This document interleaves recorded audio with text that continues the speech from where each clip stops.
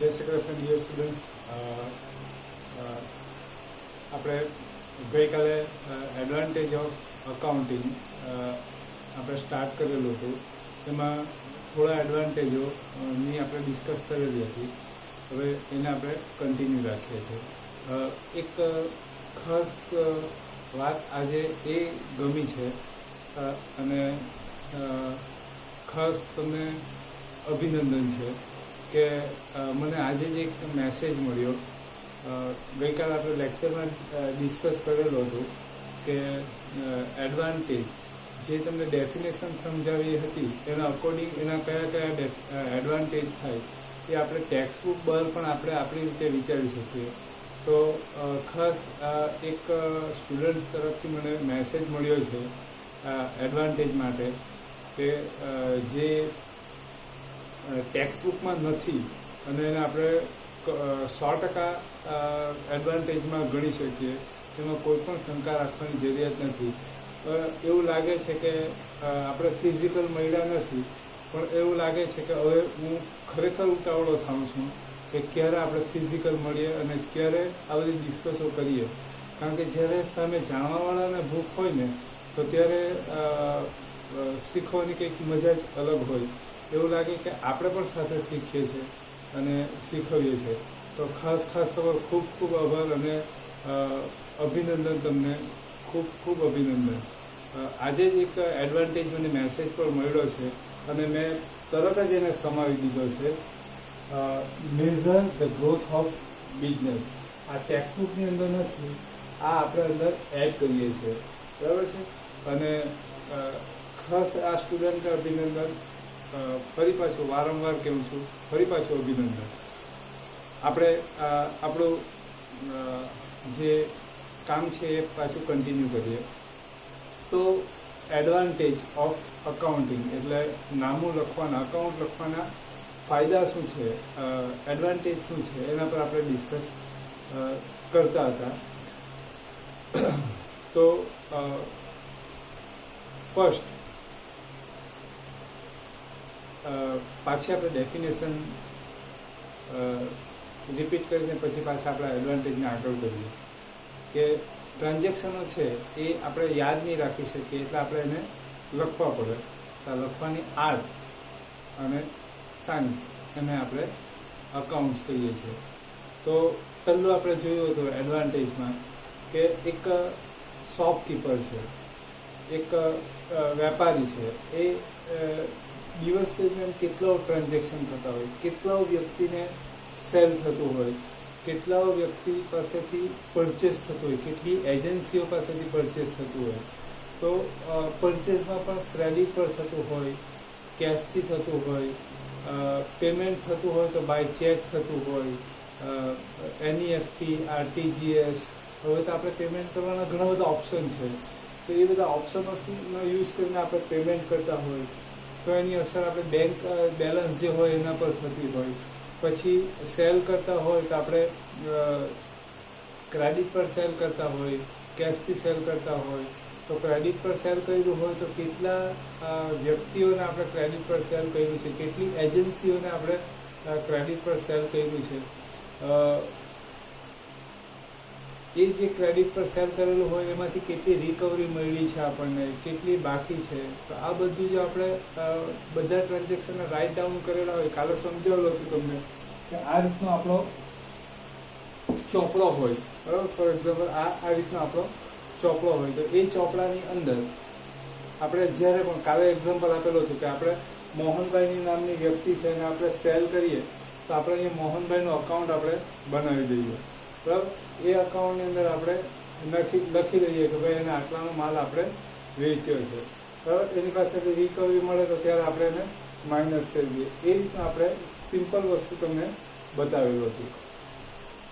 બીજું આપણે ચાવાળાનું ઉદાહરણ લીધેલું હતું કે એ ચાની લારીવાળો હોય તો તમે માર્કિંગ કરી દો. ચાની લારી હોય એની આજુબાજુ ધારો કે બધી શોપિંગ સેન્ટરો હોય, એની અંદર બધી દુકાનો હોય તો એ લોકો બધા ચા મંગાવતા હોય, બરાબર. તો એ લોકોનું કેવી રીતનું હોય, ટ્યુનઅપ એ લોકોનું કેવી રીતનું હોય, બધા ચાની લારીવાળાને એ લોકો ફોન કરી દે કે ભાઈ 2 કપ કે 5 કપ કે 10 કપ ચા મોકલી આપે. એટલે ચા બનાવી દેશે અને ચા લઈને પહોંચાડી દેશે. અને એવી રીતની કન્ડિશન હોય કે દર 3 દિવસે કે એક વીકે કે દર મહિને હિસાબ કરીને એને ચૂકતે પેમેન્ટ આપી દેવામાં આવે. તો ચાવાળો શું કરશે કે ચા બનાવી દેશે, પછી જ્યારે ચા આપવા માટે જશે, ડિલિવરી કરવા માટે જ્યારે જશે ત્યારે એ સાથે એક નાની ડાયરી રાખશે. એ ડાયરી રાખશે તો એનાથી એ ડાયરીમાં શું કરશે કે જ્યાં ચા આપવાની હોય, જે શોપમાં ચા આપવાની હોય ત્યાં આપી દેશે. 5 કપ આપી હોય તો એ ડાયરીમાં લખાવી દેશે કે ભાઈ આજે 5 કપ આપી છે, બરાબર. એવી રીતના એક પેલા શોપવાળા પાસેથી જ લખાઈ લેશે. આવી રીતના ધારો કે એક વીક થઈ ગયું, એક વીકમાં હિસાબ કરી નાખે તો ટોટલ જે કરવામાં આવે તો તે ધારો કે 60 થાય, એટલે 60 ચા એણે આપી છે એવું થાય. તો પર ચા એટલે એક ચાની કિંમત જે ધારો કે 5 રૂપિયા હોય તો 60 × 5 એટલે 300 રૂપીસ પેમેન્ટ લઈ લેશે. અને પેમેન્ટ લઈ લેશે એટલે આ રીતના ચોપડી પાડી દેશે કે ભાઈ આપણો હિસાબ પૂરો.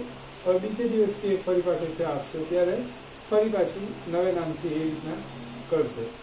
તો આનાથી શું થાય છે તો કેટલું આપણે વેચાણ કર્યું છે, એમાંથી કેટલું પેમેન્ટ મળ્યું છે, આ બધી ઇન્ફોર્મેશન આપણને ઇઝીલી અવેલેબલ થશે. બરાબર, આવી રીતની ડિસ્કસ આપણે કરી ગયા હતા. હવે આપણે આગળ ચાલીએ. અવેબિલિટી ઓફ અકાઉન્ટિંગ ઇન્ફોર્મેશન એટલે અકાઉન્ટિંગ ઇન્ફોર્મેશનની અવેબિલિટી, કોઈ પણ સમયે અવેલેબલ ઇન્ફોર્મેશન આપણે બધા ટ્રાન્ઝેક્શનો નોટ ડાઉન કરતા હોઈએ તો એ ઇન્ફોર્મેશન એની ટાઈમ અવેલેબલ રહેશે. એનાથી શું થશે કે જ્યારે પણ આપણે ઇન્ફોર્મેશન જોઈતી હોય ત્યારે ઇઝી અવેલેબલ થશે. ફોર એક્ઝામ્પલ, આપણે લોન લેવી છે તો આપણે જે અકાઉન્ટ, આપણે જે બિઝનેસ છે એ બિઝનેસ માટે લોન લેવી હોય તો આપણું બિઝનેસનું ટ્રાન્ઝેક્શન કેટલું છે, એનું આપણું ટ્રેડિંગ કેટલું છે, તો એ બધું આપણે બેંકને જણાવવું પડે. તો એ આપણે કેવી રીતના જણાવી શકીએ? તો આપણે વર્બલી તો નહીં જણાવી શકીએ, બરાબર. વર્બલી જણાવવામાં તો શું થાય કે બેંક આપણને પૂછે તમારું ટ્રાન્ઝેક્શન શું છે, તમારા બિઝનેસમાં પ્રોફિટ શું છે, તો આપણે તો 5 રૂપિયા પ્રોફિટ થતો હોય તો 50 જ કહીએ, કારણ કે આપણને લોન લેવી છે એટલે આપણે તો વધારે જ કહેશું. તો બેંક આપણે જે વર્બલી કીધેલું હોય એ બેંક માની નહીં લે, એને એવિડન્સ પણ જોઈશે, બરાબર છે.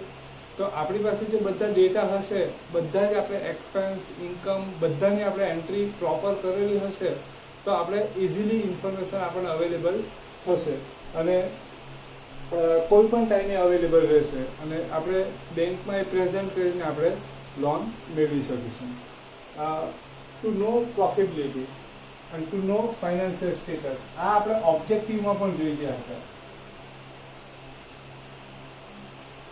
આ બંને વસ્તુ આપણે ઓબ્જેક્ટિવમાં પણ, આ બંને બેનિફિટ આપણે ઓબ્જેક્ટિવમાં પણ જોઈ ગયા હતા. એકચ્યુઅલી અકાઉન્ટ્સના મેઇન જે ઓબ્જેક્ટિવ છે એ આ 2 ઓબ્જેક્ટિવ છે. આ 2 ઓબ્જેક્ટિવના અકોર્ડિંગ આપણે 11th 12th ભણીશું. પછી જે એના બીજા ઓબ્જેક્ટિવ છે એ આપણને first year, second year, third year એના અકોર્ડિંગ આપણે ભણીશું. અત્યારે મેઇન ફોકસ આપણો આ 2 રહેશે. આ બંને જે છે એડવાન્ટેજ અને ઓબ્જેક્ટિવ, આ મોસ્ટ ઇમ્પોર્ટન્ટ છે. આને ધ્યાનમાં રાખીને આપણે કરવાનું છે. બીજું, ગઈકાલે મેં કીધેલું હતું, કદાચ મેં ગુજરાતી મીડિયમમાં કીધું છે, કદાચ તમને કહેવાનું બાકી હોય તો અત્યારે લખવાની કે એવી કોઈ પણ જરૂરિયાત નથી, બરાબર. નોટની કોઈ જરૂરિયાત નથી, ટેક્સ્ટબુકની કોઈ જરૂરિયાત નથી. બસ ખાલી તમે ઇન્ટરેસ્ટથી સાંભળો અને ઇન્વોલ્વ થાવ, બરાબર છે. આપણે જે ડિસ્કશન કરીએ છીએ આ ડિસ્કશન જ કરીએ છીએ, બરાબર. આપણે ફિઝિકલ નથી પણ આપણે બાય આ રીતના ડિસ્કશન જ કરીએ છીએ, જેમાં તમે ઇન્વોલ્વ થાવ છો તો એ ખૂબ સરસ વાત છે. તો આ 2 એડવાન્ટેજ છે, ટુ નો પ્રોફિટેબિલિટી, ટુ નો ફાઇનાન્શિયલ સ્ટેટસ, ઓબ્જેક્ટિવ અને આ બંને બેનિફિટ. આ આપણે આગળ પણ ડિસ્કસ કરી ગયા હતા. અકાઉન્ટમાં આપણે સ્ટેજ જોયા હતા. લાસ્ટ સ્ટેપ જે છે એનું એ ફાઇનલ અકાઉન્ટ છે. ફાઇનલ અકાઉન્ટ જે બનાવવામાં આવે એના મેઇન 2 ઓબ્જેક્ટિવ છે, ટુ નો પ્રોફિટેબિલિટી, ટુ નો ફાઇનાન્શિયલ સ્ટેટસ. પહેલાના પર ડિસ્કસ છે. ટુ નો પ્રોફિટેબિલિટી. પ્રોફિટ એટલે શું? What is profit? Profit means income income more than expense and loss expense more than income. Okay, so income profit means income more than expense. આપણે જ્યારે જ્યારે પણ બિઝનેસની અંદર ઇન્કમ થતી હોય એ બધી ઇન્કમ આપણે નોટ ડાઉન કરેલી હોય એ રીતના બધા એક્સપેન્સ નોટ ડાઉન કરેલા હોય તો શું થશે કે એન્ડ ઓફ ધ યર જ્યારે આપણે ફાઇનલ સ્ટેપ પર આવશું ફાઇનલ અકાઉન્ટ ત્યારે આપણે પ્રોફિટ લોસ અકાઉન્ટ આપણે બનાવીશું. તો પ્રોફિટ લોસ અકાઉન્ટ જ્યારે આપણે બનાવીશું તો ત્યારે આપણે શું થશે end of the year means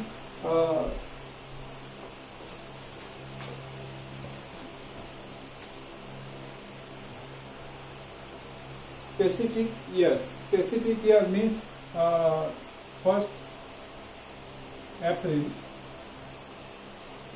to 31st March. It is financial year.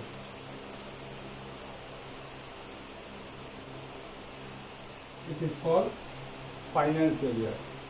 1st April to 31st March. And 1st January to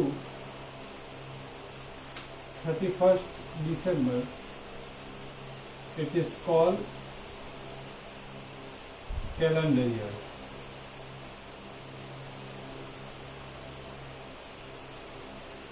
Specific year માં આપણે પ્રોફિટ કેટલો થયો એ જાણવું હોય તો specific year means 1st April to 31st March or 1st January to 31st December.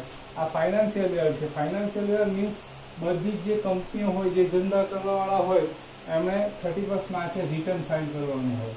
બરાબર, આપણે tax ભરવાનું જે વર્ષ પૂરું થતું હોય 31st માર્ચે. કોઈક બિઝનેસ એવા હોય કે એનું calendar year 1st April to 31st December હોય એટલે એ લોકો હિસાબો 1st to 31st ડિસેમ્બર રાખતા હોય પણ એ લોકો રિટર્ન ફાઇલ કરવાનું હોય 31st માર્ચે. તો સ્પેસિફિક યર એટલે કોઈ ચોક્કસ વર્ષમાં તમારે પ્રોફિટ જાણવું હોય તો end of the year financial account બનાવવામાં આવે. 31st માર્ચ 2015, 16, 17 કોઈ બી વર્ષ હોય 2016, 17 ગમે તે વર્ષમાં આપણે પ્રોફિટ જાણવું હોય તો end of the year final account બનાવવામાં આવે. એની અંદર ટ્રેડિંગ અકાઉન્ટ અને પ્રોફિટ લોસ અકાઉન્ટ બનાવવામાં આવશે જેમાં એક સાઈડ ઇન્કમ હશે ને એક સાઈડ એક્સપેન્સ હશે. તો આ બધા આપણે ઇન્કમ ને એક્સપેન્સની એન્ટ્રી કરેલી હશે તો end of the year profit loss અકાઉન્ટમાં બધા ઇન્કમ ને એક્સપેન્સ આવી જશે. એક સાઈડ એક્સપેન્સ આવશે ને એક સાઈડ ઇન્કમ આવશે. બંનેના ટોટલ થશે, કમ્પેરિઝન થશે. ઇન્કમ મોર ધેન એક્સપેન્સ તો એ પ્રોફિટ હશે અને એક્સપેન્સ મોર ધેન ઇન્કમ તો એ લોસ થશે.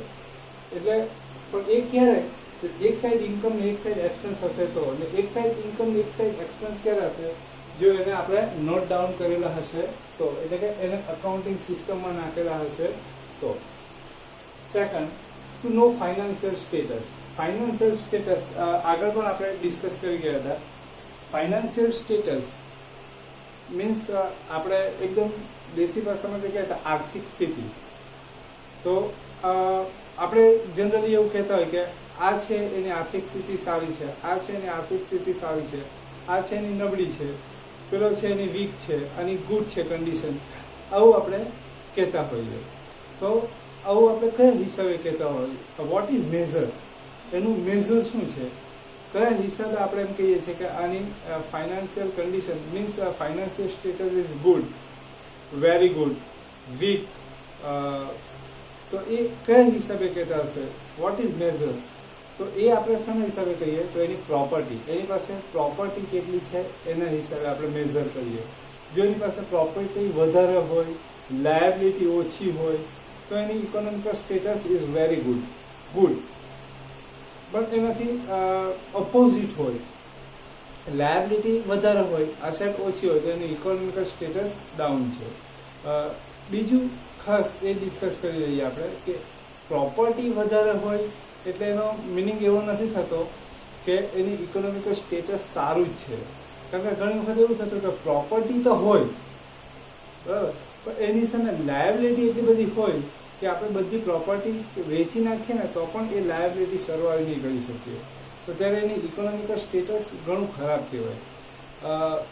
ફોર એક્ઝામ્પલ અનિલ અંબાણી, તો ફોર્બ્સની જે યાદી છે એની અંદર અનિલ અંબાણીનો ક્રમ 85 છે, 85મો નંબર છે. મુકેશ અંબાણીની વાત નથી કરતા, આપણે અનિલ અંબાણીની વાત કરીએ છીએ. તો એનો 85માં રેન્ક છે એનો, એટલે હતો, અત્યારે નથી, 85માં રેન્ક હતો એનો. તો એનો ત્યારે એની પાસે જે એ બિઝનેસ જે હતો, એનો જે બિઝનેસ જે એણે એક્સપાન્ડ કરેલો એના અકોર્ડિંગ. હવે આપણે આગળ પણ વાત કરી હતી કે રિલાયન્સ જે અનિલ અંબાણીના ગ્રુપની કંપની છે એ અત્યારે ઘણી બધી વીક છે. આજે એની પાસે ઇન્ફ્રાસ્ટ્રક્ચર છે, પ્રોપર્ટી છે, પણ એની પાસે કસ્ટમર નથી કે જે એને ઇન્કમ જનરેટ કરી આપશે. બરાબર?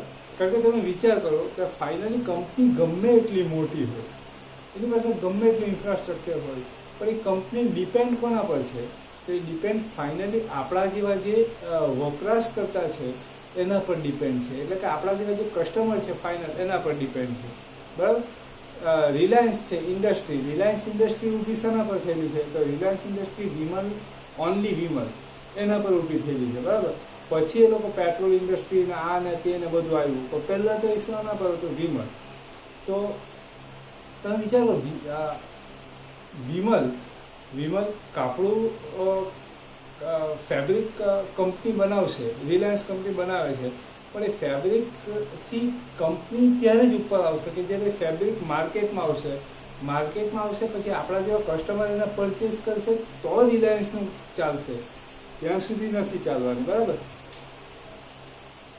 આપણે જોઈએ તો રિલાયન્સની વાત કરીએ કે સુરતની કોઈ ટેક્સટાઇલની બહુ નાની કંપનીની વાત કરીએ, બંનેનું કામ એક જ છે, ફેબ્રિક બનાવવાનું. રિલાયન્સ પણ એ જ કરે છે ને આ પણ એ જ કરે છે. રિલાયન્સ પણ ડિપેન્ડ શાના પર છે? કસ્ટમર પર ડિપેન્ડ છે. ને એ પણ શાના પર ડિપેન્ડ છે? કસ્ટમર પર ડિપેન્ડ છે. તો ઇન્ફ્રાસ્ટ્રક્ચર છે રિલાયન્સ અનિલ અંબાણી પાસે. બરાબર? જેમ કે કોમ્યુનિકેશન, તો કોમ્યુનિકેશનમાં એ લોકો પાસે ઇન્ફ્રાસ્ટ્રક્ચરની અંદર ટાવર બધી જગ્યાએ એ લોકો ફેલાવી દીધેલા છે. બીજું ઓપ્ટિકલ ફાઇબર પણ એ લોકો પાસે છે, તે પણ બધી જગ્યાએ ફેલાઈ ગયેલો છે, પણ એ લોકો પાસે કસ્ટમર નથી. CDMA ટેકનોલોજી જે છે એ બંધ થઈ ગઈ છે, એના કસ્ટમર નથી. બીજું બ્રોડબેન્ડ ને એ જે ઓપ્ટિકલ ફાઇબરથી છે એના પર કસ્ટમર નથી. સો ઇન્કમ નથી એની પાસે. આ બધી એની પ્રોપર્ટીઓ જ છે, પણ એની સામે એ પ્રોપર્ટીઓ ઇન્કમ જનરેટ નથી કરતી. એટલે આજે પરિસ્થિતિ શું છે કે એણે જે બધી લોનો લીધેલી છે ઇન્ફ્રાસ્ટ્રક્ચર ડેવલપ કરવા માટે, એ બધી લોનો એ બેંકની લાયબિલિટી થઈ. હવે આ જે લાયબિલિટી છે એ ઇન્કમ નથી થતી, એટલે ભરી નથી શકતા. હવે પરિસ્થિતિ એવી થઈ ગઈ કે એટલી સફિશિયન્ટ એની પાસે એસેટ પણ નથી કે જે આ લાયબિલિટીને ભરી શકે. આ લાયબિલિટી જે બેંકોની છે, જેને આપણે NPA કહીએ, નોન પરફોર્મિંગ એસેટ, આ પણ આપણે ડિસ્કસનો એક મુદ્દો રાખીએ, આપણે ટોપિક રાખીએ. કોમર્સ ભણીએ છીએ એટલે આ બધી વસ્તુનું થોડું નોલેજ હોવું જોઈએ. રિલાયન્સ કોમ્યુનિકેશને જે બધી લોનો લીધેલી છે, NPA, નોન પરફોર્મિંગ એસેટ, આપણા વિજયભાઈ છે, વિજય માલ્યા, નીરવભાઈ મોદી છે, બરાબર છે, અનિલભાઈ છે, હવે ઘણા બધા ઇન્ડસ્ટ્રીયલિસ્ટ છે, એ બધાએ બેંકો પાસેથી લોન લીધેલી છે. આજે આપણે વાત કરીએ વિજય માલ્યાની, તો વિજય માલ્યા પાસે કેટલી બધી પ્રોપર્ટી છે, બરાબર? કિંગફિશર એરલાઇન્સ, બરાબર? આજે કિંગફિશરના કેટલા વિમાનો છે, પ્લેન કેટલા બધા છે, બરાબર? એનું આખું ઇન્ફ્રાસ્ટ્રક્ચર એની પાસે છે, બરાબર? પછી એની પાસે કિંગફિશર બધું બીજી બધી પ્રોડક્ટો પણ છે. કિંગફિશર એરલાઇન્સ સિવાય ઘણી બધી એની પ્રોડક્ટ છે, બરાબર? તો એ પ્રોડક્ટ હોવા છતાં પણ આજે એનું ઇકોનોમિકલ સ્ટેટસ બરાબર નથી, કારણ કે એ જે આ બધી અસેટ ઊભી કરવા માટે એણે જે લોન લીધેલી છે, બોરોવિંગ મની ફ્રોમ બેંક પાસેથી જે એણે લીધેલી છે એ બધી એ ભરી શકતો નથી, બરાબર? પરિસ્થિતિ આજે શું થાય છે કે એની પ્રોપર્ટી જે છે બધી સીઝ કરી લીધી છે, બરાબર? પણ એ બેંક વેચીને પણ આજે એ લાયબિલિટી પૂરી કરી શકતી નથી. આજે એની અસેટ એટલી નથી કે અસેટ બધી ઓપ્શનથી બેંક વેચી દેશે તો પણ એની લાયબિલિટી ભરી શકાય નહીં, એટલે એનું ઇકોનોમિકલ સ્ટેટસ ડાઉન છે. ઓકે, એટલે આપણે કહી શકીએ કે ઇકોનોમિકલ સ્ટેટસ બરાબર નથી. આપણે ન્યૂઝપેપરની અંદર વાંચીએ છીએ, ખાસ કરીને રિલાયન્સ તો તે સેન્ટરમાં રહી છે. ઓકે, તો એનપીએ એ લોકોની ઘણી બધી થઈ ગઈ. Non performing asset means simple સમજાવવાનો પ્રયત્ન કરું, ટ્રાય કરીએ આપણે. નોન પરફોર્મિંગ એસેટ મીન્સ જ્યારે આપણે બેંક આપણને લોન આપે છે, તો એ લોન આપે છે ને, તો આપણે સામે કેમ ગોલ્ડ અગેન્સ્ટ લોન, એટલે ગોલ્ડ આપણે ગીરવે મૂકીએ અને એઝ અ સિક્યુરિટી મૂકીએ અને આપણે લોન લઈએ. તો એ રીતના જ્યારે આપણે બેંક પાસેથી લોન લઈએ છીએ ત્યારે સિક્યુરિટીની અંદર આપણે કોઈકને કોઈક પ્રોપર્ટી આપણી રાખીએ છીએ. તો એ પ્રોપર્ટી જ્યારે આપણે રાખીએ છીએ, ફોર એક્ઝામ્પલ હું આજે 1 લાખ રૂપિયાની લોન બેંક પાસેથી લઉં છું, તો એ લોન લેવા માટે મારે સિક્યુરિટીમાં કંઈક ને કંઈક આપવું પડે. તો એ સિક્યુરિટીમાં હું મારું હાઉસ આપી દઉં છું, બરાબર. તો એ હાઉસ આપી દઉં છું. હવે એ 1 લાખ રૂપિયાની લોન લઈને હું મારા ટ્યુશનના બિઝનેસમાં યુઝ કરું છું અને એની અંદરથી હું અર્નિંગ કરું છું અને પછી હું એમાંથી હપ્તાઓ ભરું છું. જે કોલ્સ જે છે, first call, second call, third call, એ રીતના બધા જે કોલ્સ છે એ હું પે કરું છું. તો એ પે થતા જાય તો આ બેંક પાસે જે મારી એસેટ જે છે, હાઉસ જે મારું છે એઝ અ સિક્યુરિટી, તો એ પરફોર્મ કરે છે, બરાબર. કારણ કે રેગ્યુલર મારા હપ્તાઓ ભરાય છે, કોલ્સ મારા રેગ્યુલર પેડ થાય છે. તો એ પરફોર્મિંગ એસેટ છે. એટલે બેંક પાસે જે મારી એસેટ છે એ પરફોર્મ કરે છે. પણ જો ધારો કે હપ્તા મારા સ્કીપ થાય, હું હપ્તા નહીં ભરું કે અટકે, તો આ જે મારી એસેટ બેંક પાસે છે as a security A perform કરતી નથી, તો એ નોન પરફોર્મિંગ એસેટ થાય, બરાબર. આ નોન પરફોર્મિંગ એસેટ એ આપણને ખબર હોવી ખૂબ જરૂરી છે. કોમર્સ ભણીએ છીએ એટલે થોડુંક જાણવું જરૂરી છે. બિકોઝ અત્યારે આપણા દેશનો સૌથી મોટો પ્રશ્ન જો હોય તો એ એનપીએ છે. ઇકોનોમીનો સૌથી મોટો પ્રશ્ન હોય તો એ એનપીએ છે. આપણે રોજ પેપરોમાં વાંચીએ છીએ, પછી બધા લીડરો છે, નેતાઓ છે, એ બધાને આપણે સ્ટેટમેન્ટ સાંભળીએ છીએ કે ભાઈ આ એનપીએ અને આ ગવર્મેન્ટ હતી ત્યારે એનપીએ આટલી થઈ, એ લોકો કામ કર્યું, બધા એકબીજાના પર એલિગેશનો બધા મૂક્યા કરે છે. તો આ એનપીએ એ સૌથી અગત્યનો અત્યારે જો કરંટ ટોપિક હોય તો એ છે. તો એનપીએ એ એટલે કે આ બધા જે ઇન્ડસ્ટ્રીયલિસ્ટ છે, જેમ કે મેં 2-3 નામ કીધા તમને, તો એ લોકોએ બેંકો પાસેથી લોન લીધી છે. હવે બેંક કેવી રીતે બિઝનેસ કરે? તો બેંક શું કરશે કે જે આપણા જેવા ઇન્વેસ્ટરો હોય, જે પોતાની જે અર્નિંગ કરતા હોય એમાંથી જે સેવિંગ કરતા હોય એ સેવિંગ બેંકમાં રાખતા હોય, પછી એને એફડી કરતા હોય, એ સેવિંગ રાખીને એમાંથી એફડી કરતા હોય. આ રીતના જે લોકોની જે સેવિંગ હોય એની એ લોકો એફડી કરતા હોય. બેંક શું કરે છે, તો આવી રીતના આપણી પાસેથી પૈસા લે છે, એની એફડી એ લોકો બનાવે છે, ફિક્સ ડિપોઝિટ કરે છે, એના પર આપણને ઇન્ટરેસ્ટ આપે છે. ફોર એક્ઝામ્પલ 8% ઇન્ટરેસ્ટ, બેંક આપણને 8% ઇન્ટરેસ્ટ આપે છે. તો ધારો કે આજે હું 1 લાખ રૂપિયા બેંક પર ફિક્સ ડિપોઝિટ કરું છું, તો મને 8% વ્યાજ બેંક આપે છે. હવે બેંક શું કરશે કે એ 1 લાખ રૂપિયા છે એ આવી રીતના જે બધા જેને લોન જોઈતી હોય એને લોન આપશે.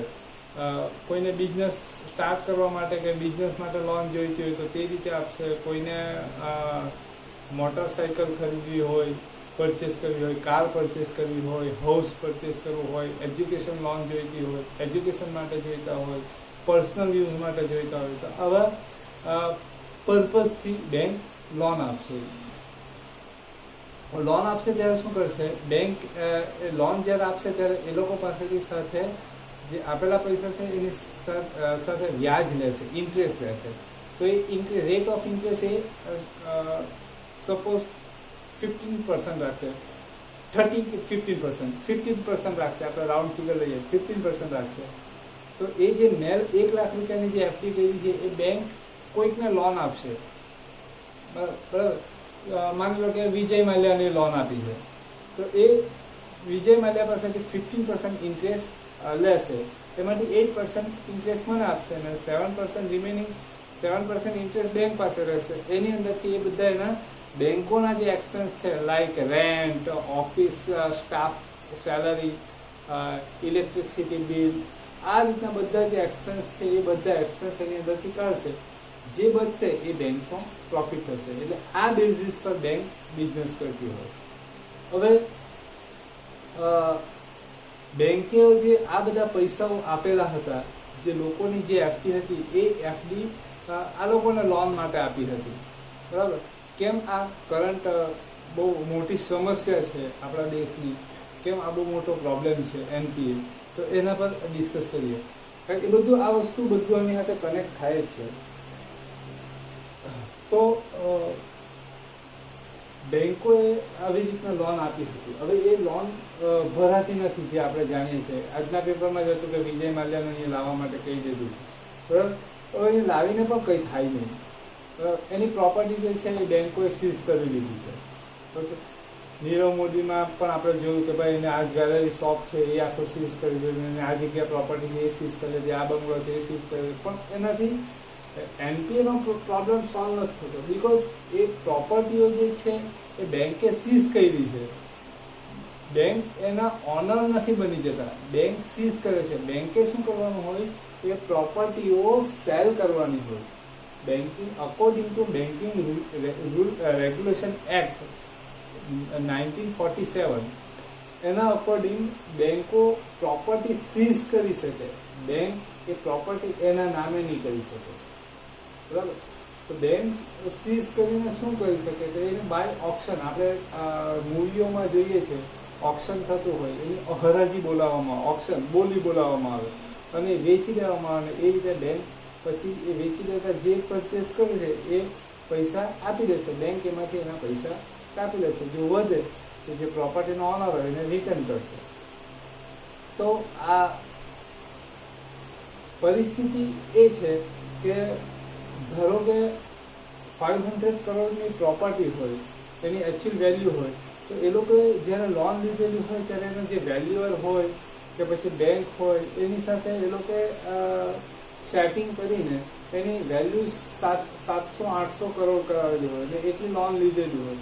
હવે આજે એ રીતની પરિસ્થિતિ થઈ જાય કે બેંક જ્યારે એને વેચે ત્યારે એની બેઝ પ્રાઇસ 700 કરોડ મૂકે, પણ જે ઓપ્શનમાં જે લેવાવાળા હોય એ જાણતા હોય કે ભાઈ પ્રોપર્ટીની વેલ્યુ 700 કરોડ નથી, 500 કરોડ છે, તો એ તો એનાથી ઉપર લગભગ નહીં જશે. બરાબર? એટલે પરિસ્થિતિ અત્યારે એ રીતની છે કે બેંકો પ્રોપર્ટી સીઝ કરી છે પણ એ વેચી શકતી નથી, કે એના પૈસા વસૂલ થઈ શકતા નથી. નોટબંધી, બરાબર? તો એ ઘણાને હજી ખબર નથી કે નોટબંધી શું કામ કરવામાં આવી. આપણે ખાલી એક જ વાત સાંભળીએ છીએ કે નોટબંધી એટલે કાળું નાણું કાઢવા માટે, કાળું નાણું નીકળી ગયું, બરાબર, બ્લેક મની માટે. બરાબર? પણ ગવર્મેન્ટ પણ એવું કહે છે કે કાળા નાણાં માટે નોટબંધી કરી છે. હશે, એ કારણ છે, એની સાથે કોઈ ડાઉટ નથી, પણ માત્ર ને માત્ર એ રીઝન નથી. નોટબંધીનું એ એક રીઝન નથી. સેકન્ડ રીઝન છે એનપીએ. બરાબર? કોમર્સ આપણે ભણીએ છીએ એટલે આ જાણવું જરૂરી છે. એનપીએ એટલે નોન પરફોર્મિંગ એસેટ. આ બધાને જે લોન આપેલી છે એ લોકો લોન ભરતા નથી. પરિસ્થિતિ શું થાય, આખું આપણો જે દેશની ઇકોનોમી છે એ બેન્કિંગ સેક્ટર પર છે. બરાબર છે? રિઝર્વ બેંક ઓફ ઇન્ડિયા આ બધું ઇકોનોમીને કંટ્રોલ કરે. બરાબર? તો બેન્કિંગ સેક્ટરની અંદર પરિસ્થિતિ એ રીતની આવી ગઈ હતી કે ગવર્મેન્ટ પાસે બે ઓપ્શન હતા. નોટબંધી એટલે બે ઓપ્શન હતા. એક નોટબંધી અને બીજું આ લોકોને જે પૈસા આપેલા છે એ લોકો પાસે કોઈ પણ રીતે કઢાવવા. બરાબર? તો આજે ધારો કે બીજેપીની ગવર્મેન્ટ છે, તો બીજેપીની ગવર્મેન્ટ એમ કહેશે કે ભાઈ તો કોંગ્રેસવાળાના રાજમાં લોન આપેલી ના અને તે. હવે ધારો કે 5 વર્ષ પછી ધારો કે બીજી કોઈ ગવર્મેન્ટ આવશે ત્યારે પાછી એનપીએનો પ્રશ્ન આવશે, તો એમ કહેશે કે ભાઈ બીજેપીની ગવર્મેન્ટ હતી ત્યારે લોન આપેલી. એટલે આ બધાનો કોઈ મિનિંગ નથી. આમાંથી મેઇન રસ્તો શું છે એનો? બરાબર? બેંકોની અંદર બેન્કિંગ સેક્ટર આખું પતી જાય એ રીતની કન્ડિશન આપણા દેશની આવી ગઈ હતી નોટબંધી પહેલા. કેમ? તો કે બધા જે પોતાનું જે સેવિંગ છે બેંકમાં એફડી કરેલી હતી, હવે એ લોકો એ જે એફડીના પૈસા છે એ આ લોકોને લોન તરીકે આપેલા. હવે એ લોકો લોન ભરતા નથી. હવે ધારો કે મારી એફડી હોય તો એ મેચ્યોર થાય એટલે મેચ્યોરિટી ડેટે હું એને ઇસ્યુ કરી લઉં, પાછો લઈ લઉં. હવે હું લઈ લઉં, બેંક મને મેચ્યોર થાય એટલે મને પૈસા બેંકે આપી દેવા પડે. તો બેંક ક્યારે મને પૈસા આપશે?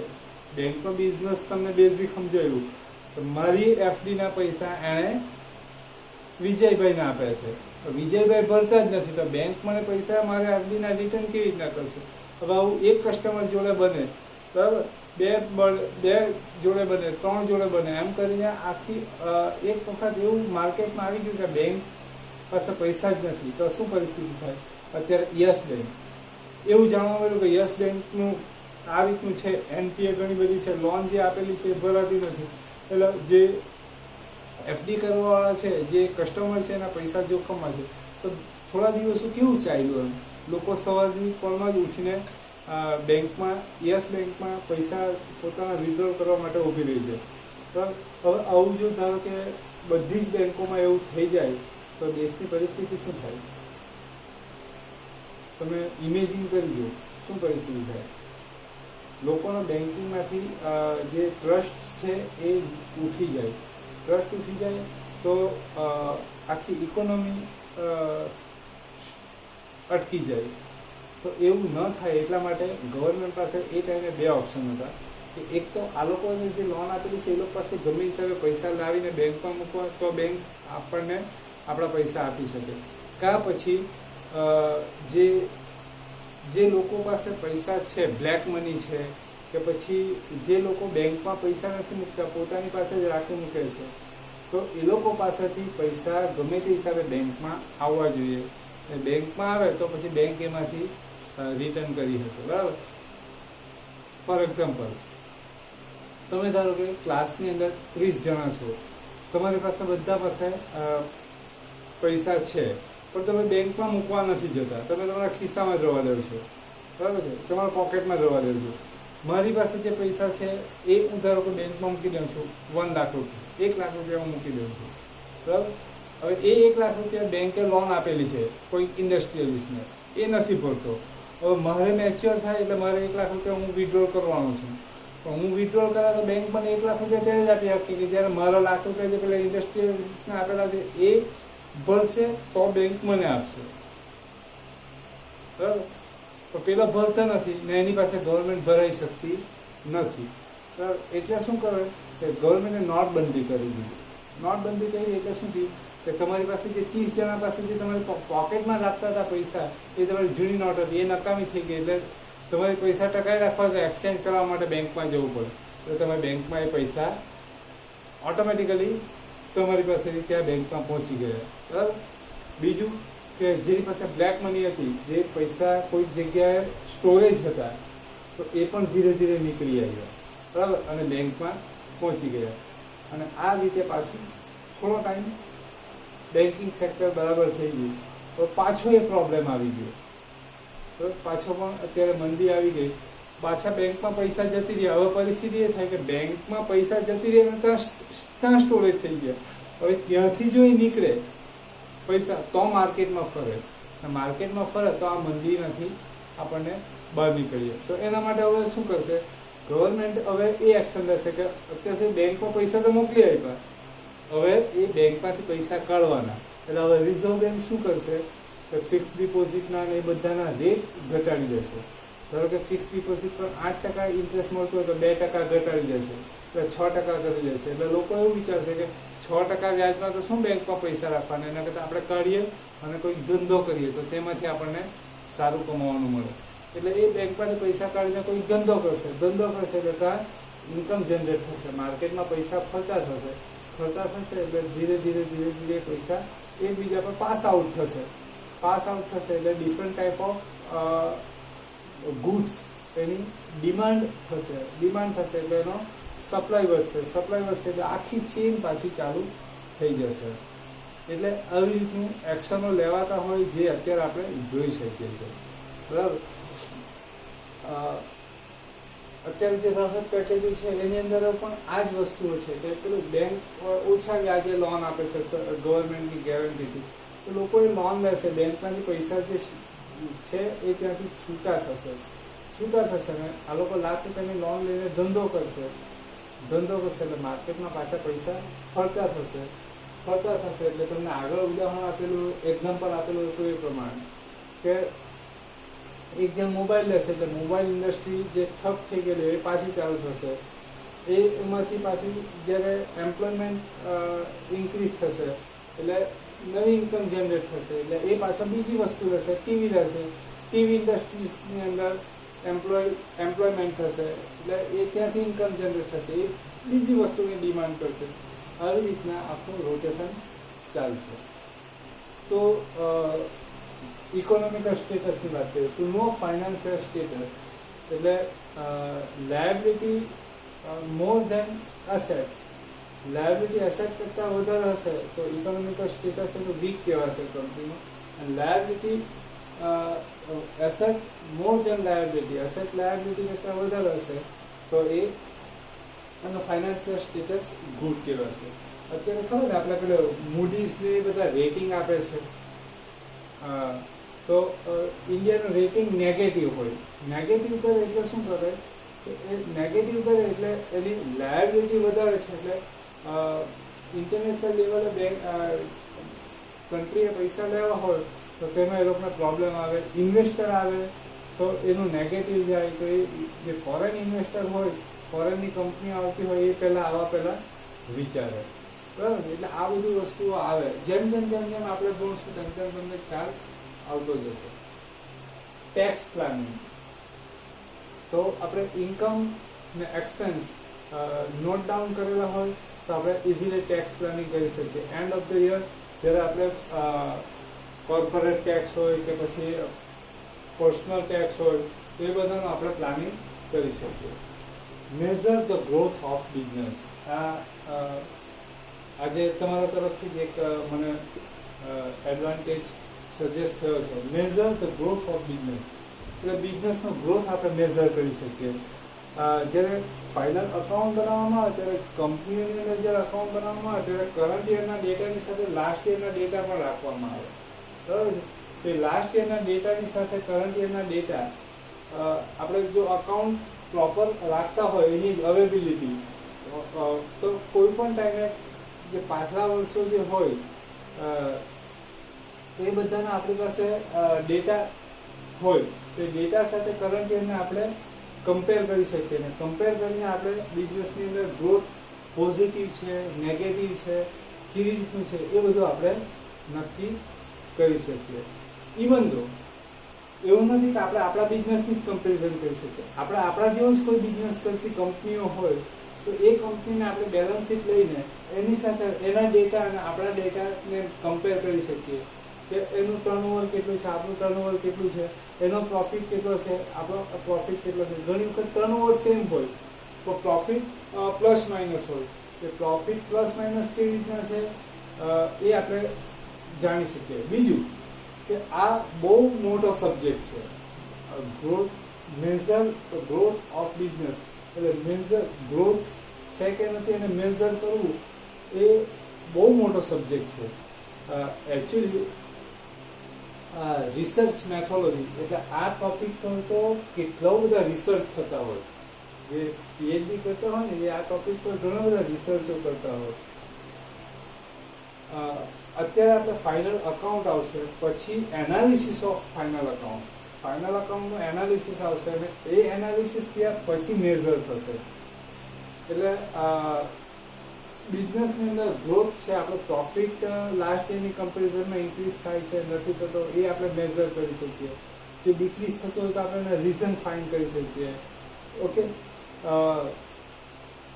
પછી ઈપીએસ આપણી કંપની હોય તો અર્નિંગ પર શેર કેટલું છે આ બધી વસ્તુઓ આપણી પાસે જો અકાઉન્ટ આપણી પાસે હશે તો આપણે એને કરી શકીશું તો ડિસિઝન મેકિંગ કંપનીઓની અંદર ખાસ કરીને ડિસિઝન મેકિંગ એટલે ડિફરન્ટ ટાઈપ ઓફ ડિસિઝન લેવાના હોય તો એ ડિસિઝન લેતી વખતે અકાઉન્ટ એટલે કે નામું અકાઉન્ટ આપણે લખેલું હોય તો એ અકાઉન્ટ જે છે હિસાબો છે એ આપણને ઘણા યુઝફુલ થશે કેવી રીતે તો એવા કયા કયા ડિસિઝન?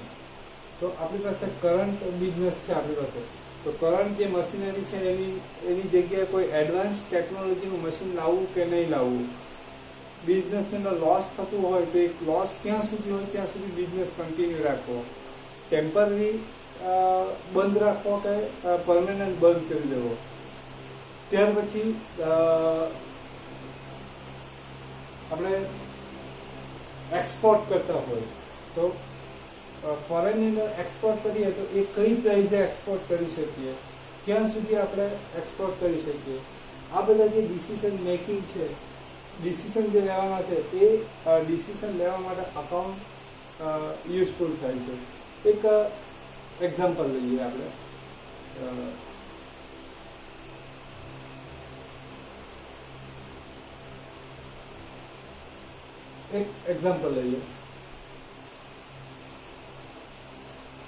માની લો કે આપણે આ એક પેન છે, ઓકે, એક પેન આપણે મેન્યુફેક્ચર કરીએ છીએ ઇન્ડિયાની અંદર મેન્યુફેક્ચર કરીએ છીએ અને 100 રૂપીસ આપણે એને માર્કેટમાં સેલ કરીએ છીએ. આ પેન આપણે મેન્યુફેક્ચર કરીએ છીએ અને 100 રૂપીસમાં સેલ કરીએ છીએ. આ 100 રૂપીસમાં એની સેલ્સ પ્રાઇસ છે, સેલ્સ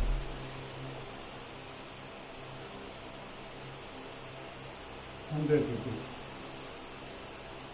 હવે આ 100 રૂપીસમાં જે આપણે સેલ કરીએ છીએ એના expense 70 rupees.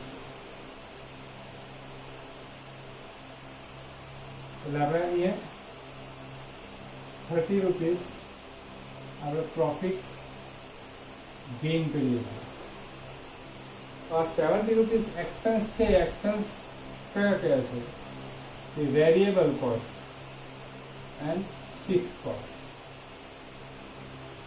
Variable cost means જે વસ્તુ બનાવવા માટે જે મટીરિયલ જોઈતું હોય એ variable cost. Variable cost means production આપણું ઇન્ક્રીઝ થાય તો એક્સપેન્સ પણ ઇન્ક્રીઝ થશે, પ્રોડક્શન ડિક્રીઝ થશે તો એક્સપેન્સ પણ ડિક્રીઝ થશે. તો એવા જે એક્સપેન્સ કરે એ વેરિયેબલ કોસ્ટમાં આવશે. Fix cost means production zero હોય કે પ્રોડક્શન અપ હોય કે પ્રોડક્શન ડાઉન હોય, એક્સપેન્સ એટલો ને એટલો જ રહે. એટલે કે આપણે 0 પેનનું પ્રોડક્શન કરીએ તો પણ એક્સપેન્સ 5000 જ હોય. 5000 પેન પ્રોડક્શન કરીએ તો પણ એક્સપેન્સ 5000 જ હોય. For example rent, factory rent. ફેક્ટરીનો રેન્ટ હોય તો આપણે પેન જે બનાવીએ છીએ એ ફેક્ટરીનો રેન્ટ આપણે પેન બને કે નહીં બને રેન્ટ આપણે આપવાનું જ છે, બરાબર છે. મારા ટ્યુશન ક્લાસ છે, અત્યારે રજા છે છતાં પણ મારે રેન્ટ આપવાનું છે. એ બી સ્કૂલ છે, અત્યારે ક્લાસ નથી ચાલતા છતાં પણ એમણે રેન્ટ આપવાનું છે. એ બધા ફિક્સ કોસ્ટ છે. તો એવી ફિક્સ કોસ્ટ 30 રૂપીસ છે અને વેરિયેબલ કોસ્ટ 40 રૂપીસ છે.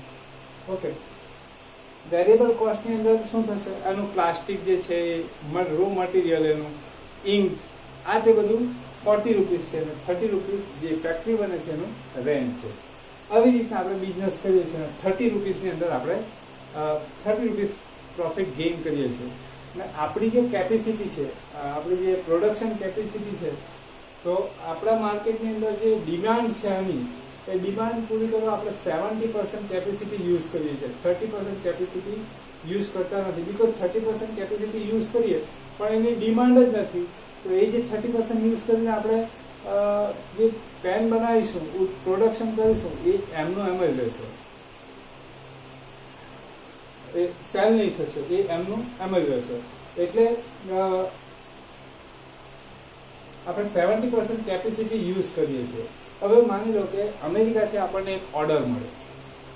ઓર્ડરમાં એ રીતનું હોય કે આપણને એ ઓફર આપે છે કે તમારી જે ઇન્ડિયાની માર્કેટની અંદર જે આ પેન તમે વેચો છો એ અમારે જોઈએ છે, આટલા યુનિટ જોઈએ છે. પણ એ લોકો આપણને ઓફર આપે છે 70 રૂપીસની. આપણને ઓફર કેટલી આપે છે? 70 રૂપીસ. આ અમે પરચેસ કરીશું, પણ જો તમે 70 રૂપીસ અમને આપશો તો, એટલે 70 રૂપિયા આપશો તો આપણો આન્સર શું હોય? વિચારો તમે. આપણો આન્સર શું હોય? ઇન્ડિયાના માર્કેટમાં આપણે 100 રૂપિયા વેચીએ છીએ. એ 100 રૂપિયા જે પેન વેચીએ છીએ એનો એક્સપેન્સ 70 રૂપીસ છે, 70 રૂપિયા છે, બરાબર. હવે 70 રૂપિયા આપણો એક્સપેન્સ થાય છે અમેરિકાવાળા આપણી પાસે આ પેન કેટલામાં માગે છે? 70માં માગે છે. તો આપણો આન્સર શું હોય? શું હોય વિચાર કરો. બરાબર? કદાચ એમાંથી ઘણા એવું કહેશે કે ના. કેમ ના? તો કે 70 રૂપિયા એક્સપેન્સ આપણને થતો છે, 70માં આપણે વેચીએ તો આપણે શું કરીએ? બરાબર? તો આપણી પાસે તો કંઈ કમાવાનું રહે જ નહીં. બરાબર? ઘણામાં આન્સર કદાચ યસ પણ હોય. બરાબર? તો મારા હિસાબે બંને આન્સર જે છે એ બંને રાઈટ છે. આપણે પ્રોડક્શન એટલે આપણે ઓફર એની એક્સેપ્ટ કરીએ એ પણ રાઈટ છે, એક્સેપ્ટ ન કરવી જોઈએ એ પણ રાઈટ છે. કેવી રીતે? તો ડિસિઝન મેકિંગ, અકાઉન્ટ કેવી રીતના ડિસિઝન મેકિંગ માટે યુઝ થાય એ જોજો. હવે આ એક્ઝામ્પલ છે પરથી તમને ખ્યાલ આવી જશે. આપણે ના પાડી દેવી જોઈએ. પહેલું આપણું વિચાર એવો આવે કે ના પાડી દેવી જોઈએ. શું કામ ના પાડી? તો ભાઈ 70 રૂપિયા મને ખર્ચો થતો છે, હું તને 70માં આપું તો હું શું કમાઈશ? આપણે એ રીતનું વિચારીએ. બરાબર? તો મારા હિસાબે એ ઓર્ડર એક્સેપ્ટ થઈ જાય, કરી દેવો જોઈએ. કેમ? તો કે એને 70 રૂપીસમાં આપણે આપીશું તો એનો ઓર્ડર એક્સેપ્ટ કરીએ એટલે આપણે મેન્યુફેક્ચરિંગ કરીશું. તો મેન્યુફેક્ચરિંગ આપણે પેનનું કરીશું તો ત્યારે આપણને એક્સપેન્સ કેટલો લાગશે? 40 રૂપીસ. 30 રૂપીસ એક્સપેન્સ આપણને નહીં લાગશે. બીકોઝ એ જે બનાવવાના છે આપણે જે ફેક્ટરી ભાડે લીધેલી છે એમાં જ બનાવવાના છે. ફેક્ટરીનું રેન્ટ છે એમ જ. એના માટે આપણે નવી ફેક્ટરી નથી રેન્ટ પર લેવી પડવાની. આપણી કેપેસિટી છે 70%, એટલે કે 12 અવર કામ કરવાની આપણી કેપેસિટી છે. વર્ક કરવાની કેપેસિટી 12 અવરની છે. પણ અત્યારે આપણે ઇન્ડિયાની માર્કેટમાં ડિમાન્ડ છે એના અકોર્ડિંગ આપણે 8 અવર જ કરીએ છીએ. 4 અવર તો એમ જ રહી છે. બરાબર? તો આપણે શું કરી દેવું જોઈએ? ઓર્ડર એક્સેપ્ટ કરી દેવો જોઈએ. કારણ કે આપણને 40 રૂપીસ જ લાગશે. આપણે અમેરિકામાં 70માં વેચશું ને તો પણ આપણે 30 રૂપીસ પ્રોફિટ ગેઇન કરીશું. 30 રૂપીસ પ્રોફિટ ગેઇન કરીશું. તો આપણે એક્સેપ્ટ કરી શકીએ, એમાં કોઈ પ્રોબ્લેમ નથી. બરાબર? એક્સેપ્ટ ન કરીએ એ પણ આન્સર સાચો છે. શું કામ? તો કે અમેરિકા વાળો 70માં લઈ જાય, અહીંયાથી આપણી પાસે 70માં પેન લઈ જાય, ત્યાં લઈ જઈને અહીંયાથી લઈ જાય, એને લઈ જવા માટે 5 રૂપિયા ખર્ચ કર્યો. 70માં આપણી પાસે લઈ 5 ખર્ચ કર્યો, ત્યાં જઈને અમેરિકન સિમ્બોલ મારે, તેને 2-3 રૂપિયા ખર્ચે. પછી એ પાછો ઇમ્પોર્ટ ઇન્ડિયાની અંદર જ કરશે અમેરિકન ટેક્સ સાથે. હવે અમેરિકન ટેક્સ સાથે ઇન્ડિયાના માર્કેટમાં એ મૂકી દેશે.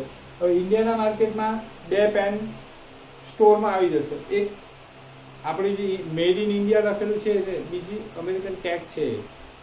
માર્કેટની અંદર આપણે પેન લેવા જઈશું ત્યારે પેલો અમેરિકામાં 90 રૂપિયા મૂકશે, આપણી 100 રૂપિયા આપણે સેલ પ્રાઇસ ઇન્ડિયન માર્કેટમાં રાખેલી. બરાબર? આપણા સ્વભાવ પ્રમાણે આપણે શું કરીશું? પેલો દુકાનવાળો આપણને બતાવશે 2 પેન છે, એક 100 છે, 90 છે. પેલો મેડ ઇન અમેરિકા જોશે ને એટલે આપણે અમેરિકા લઈ જશું.